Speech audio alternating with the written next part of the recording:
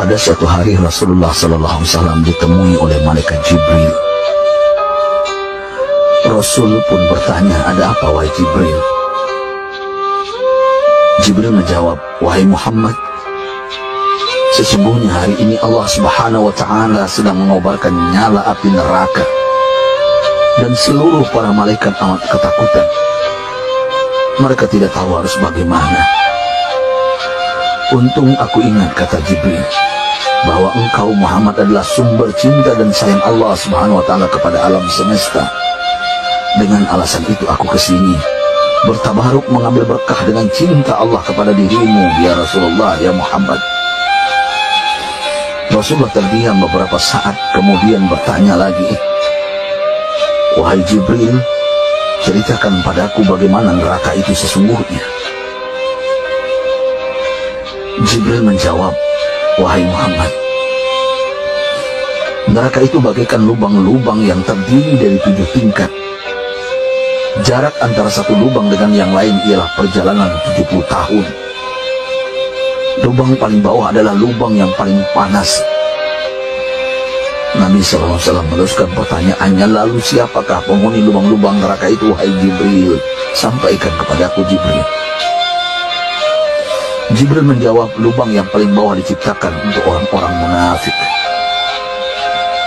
Lubang yang berikutnya untuk penyembah berhala, lalu untuk penyembah bintang dan matahari." Jibril terus menerangkan penghuni tingkatan neraka hingga lubang yang kelima, tempat umat Yahudi, dan yang keenam dihuni oleh umat Nasrani. Setelah menjelaskan penghuni 6 tingkatan neraka, Jibril diam cukup lama.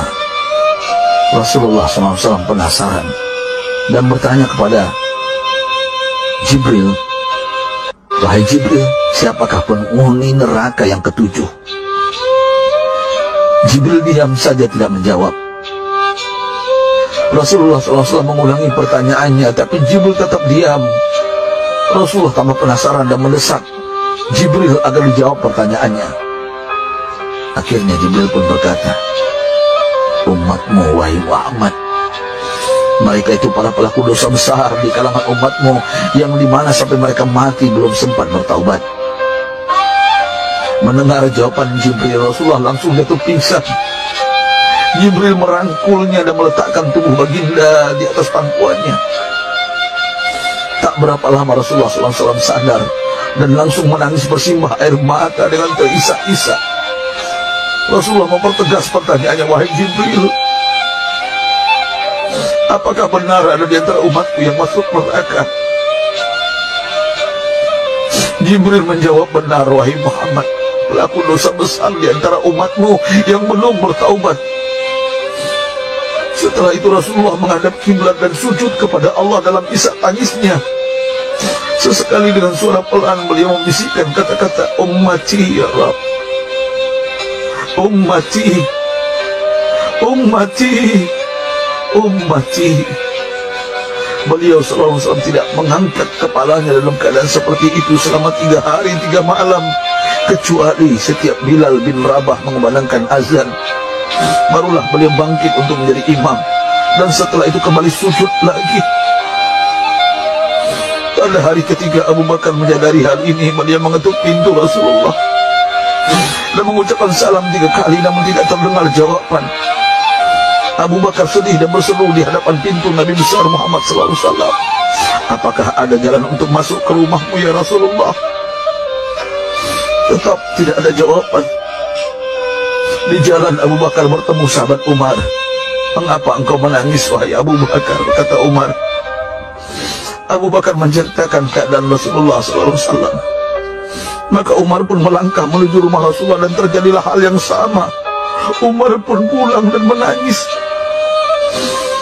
Di jalan Umar bertemu sahabat Salman Al-Farisi. Dengan terisak Umar bercerita kepada Salman hingga membuat dia amat sedih, namun tidak berani mengulangi hal yang sama.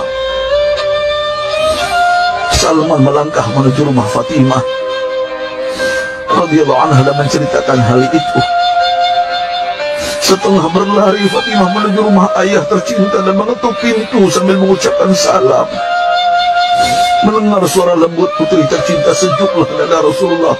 Beliau bangkit dari sujud dan membuka pintu. Alangkah terkejutnya Fatimah melihat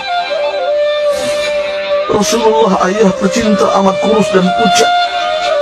Fatimah memeluknya lalu menangis. Wahai ayah, apa yang terjadi?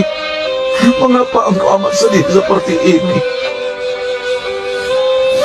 Rasulullah kembali menangis dan berkata dengan suara lirih, wahai Fatimah, belahan jiwaku, bagaimana mungkin aku tidak sedih sedangkan Jibril mengatakan akan ada kelak umatmu yang akan masuk neraka. Subhanallah, betapa besar cinta Rasulullah kepada kita umatnya. Sahabatku, Rasulullah mencintai kita.